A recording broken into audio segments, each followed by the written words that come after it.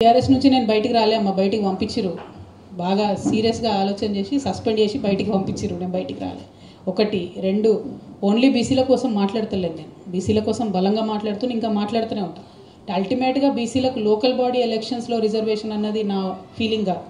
బీసీలకు చట్టసభల్లో రిజర్వేషన్ రావాలి. ఎమ్మెల్యేలుగా, ఎంపీలుగా చట్టసభల్లో రాజ్యాంగబద్ధంగా రిజర్వేషన్, అది అల్టిమేట్ లక్ష్యం. దానికోసం మొదటి స్టెప్ లోకల్ బాడీస్లో బీసీలకు రిజర్వేషన్. సో బీసీలకు సంబంధించి జాగృతి కమిట్మెంట్ ఎప్పుడూ ఉంటుంది. మిగతా సమస్యల గురించి కూడా మాట్లాడతాం.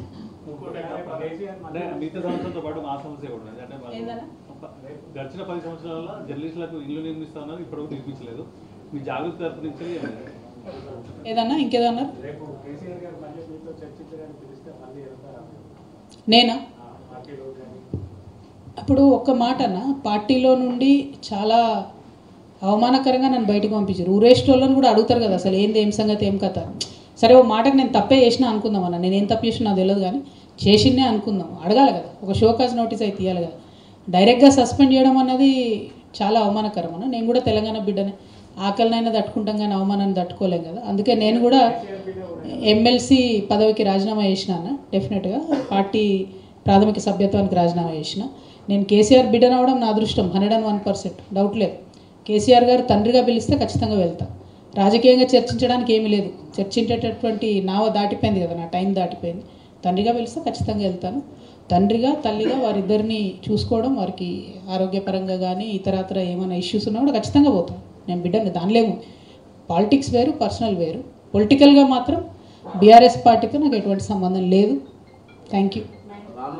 జనం కోసం ఇంతగా పట్టబించే మీరు, జనం కోసం ఇంతగా పట్టబించే మీరు 10 సంవత్సరాలు మీరు ఎంపీగా ఉన్నారు, ఎమ్మెల్సీగా పనిచేసారు. ఇప్పటి వరకు మిమ్మల్ని నిజామాబాద్లో నియంత్రించింది ఎవరు అని చెప్పండి. మా పార్టీ ఇంకెవరే? మీరే పార్టీ అన్నారు, నేనే హైకమాండ్ అన్నారు. నేను కూడా అట్లే అనుకున్నాను, నేనే పార్టీ హైకమాండ్ అనుకున్నా. సస్పెండ్ చేసినాక తెలిసింది కాదని. మేడం జనం పాట మీ రాజకీయ ఉజ్వల భవిష్యత్తు అంటే నేనేమంటున్నా, భవిష్యత్తులది ఎవరి భవిష్యత్తుల నిర్మాణం అయితే తెలియదు. జనరల్గా ఏ రాష్ట్రంలో అయినా ఒక మార్పు జరిగినప్పుడు, ఒక విప్లవాత్మకమైనటువంటి సంఘటన జరిగినప్పుడు కొన్ని రాజకీయ జీవితాలు అతలకుతలమవుతాయి.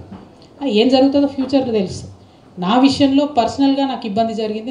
నేను 20 ఏళ్ళు పనిచేసిన పార్టీ నుండి సస్పెండ్ చేసిన తర్వాత నేను దీంట్లోంచి పాజిటివ్గా ప్రజలకు పనికొచ్చే పనులు చేయాలనుకుంటున్నా. నా ప్రయత్నంలో నేను ఉన్నాను. Thank you. ఏందన్నా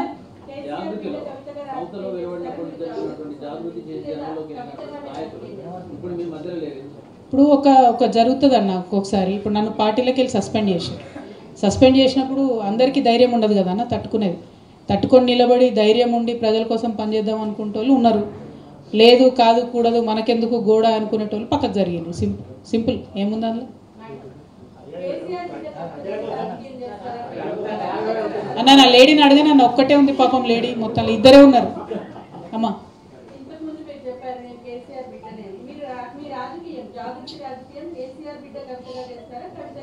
నేను చెప్తున్నా కదమ్మా, నేను ఇప్పుడు రాజకీయం చేయడం లేదు. ప్రస్తుతం నేను సమస్యల మీద పోరాటం చేస్తున్నాను.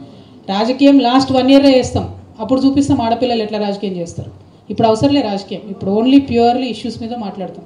ఎందుకంటే మీరైనా నేనైనా పేగులు తెగేదాకా కొట్లాడినాం తెలంగాణ రావాలి. వచ్చిన తర్వాత కూడా ఇంకా వరంగల్కి అండర్ గ్రౌండ్ డ్రైనేజ్ లేకపోవడం ఏంది చెప్పు? అన్యాయం కాదా? వరంగల్ వరదలు వస్తే మునగడం ఏంది చెప్పు? ఎంత అవమానం ఇది మనకు తెలంగాణకి. నవ్వినోని ముందు జారిపడొద్దు అనుకున్నాం కదా, జారిపడ్డట్టే అయింది కదా. ఇప్పుడు ఆడ ఆంధ్ర మునిగితే మనము అనుకుంటే వీళ్ళకేం వస్తలేదని, మరి వరంగల్ మునిగింది, ఏమనాలి ఇప్పుడు? ఎవరు రెస్పాన్సిబుల్ దీనికి? ఇట్లాంటి ఇష్యూస్ మీద ఇప్పుడు ఆలోచిద్దాం. నేను పాలిటిక్స్ పక్కా చేస్తా, ఇప్పుడు కాదు, చాలా టైం ఉంది. పాలిటిక్స్ చేసినప్పుడు ఈ రుద్రమదేవి నేల సాక్షిగా చెప్తా ఉన్నా, నేను ఆడబిడ్డలు రాజకీయం చేస్తే ఎట్లుంటుంది అన్నది చూపిస్తాం. ఇప్పుడు కాదు, ఇప్పుడు సమస్యల మీద మాట్లాడదాం, ఇప్పుడు ఇష్యూస్ మీద మాట్లాడదాం. పెన్షన్లు పెరుగుతలేవు అసలు. 2000 పెన్షన్ 4000 చేస్తా అన్నాడు రేవంత్ రెడ్డి గారు. ఎంతమంది ఆడబిడ్డలు బాధపడుతూ ఉన్నారు. నిన్న పోతుంటే తోవంటే ఒక 100 మంది చెప్పారు నాకు, కొత్తగా పెన్షన్స్ ఇవ్వలే ఈ 2 ఏళ్ళల్లో అని. ఆ ఇచ్చే 2000 కొత్తగా ఇవ్వచ్చు కదా. విధవరాన్లు అయిపోయిన వాళ్ళకి ఇస్తలేరు అన్న పెన్షన్. ఎందుకు అప్డేట్ అవుతలేదు? ఆటోమేటిక్ అప్డేట్ అవ్వాలి కదా వీడియోస్కి అయితే, అది కూడా అవుతలేదు. సో ఇట్లాంటి ఇష్యూస్ మీద ఫైట్ చేద్దాం, పాలిటిక్స్ చేద్దాం, దాని టైం ఉంది. ఇంకా రాణి రుద్రమ పుట్టిన గడ్డ నుంచి భవిష్యత్తులో మీరు పోటీ చేసి వరంగల్లో సమస్యలన్నింటినీ పరిష్కారం చూపే అవకాశం అంటే నాకు బేసిక్ క్వాలిఫికేషన్ లేదు కదన్న, నాకు భూమి కబ్జా చేసుడు రాదు. మీ వరంగల్లో ఎమ్మెల్యే కావాలన్నా ఏం కావాలన్నా మొదలు అది ఉండాలట కదా. ఇప్పుడు అది మారుద్దాం, అది మారితే మళ్ళీ ఆలోచన చేద్దాం వరంగల్కి వెళ్ళి పోటీ చేసి. ఆ బేసిక్ క్వాలిఫికేషన్ తెచ్చుకుందామా లేకపోతే రూల్స్ మారుద్దామా ఆలోచన. దాన్ని మార్చినాక definitely we will try. Thank you.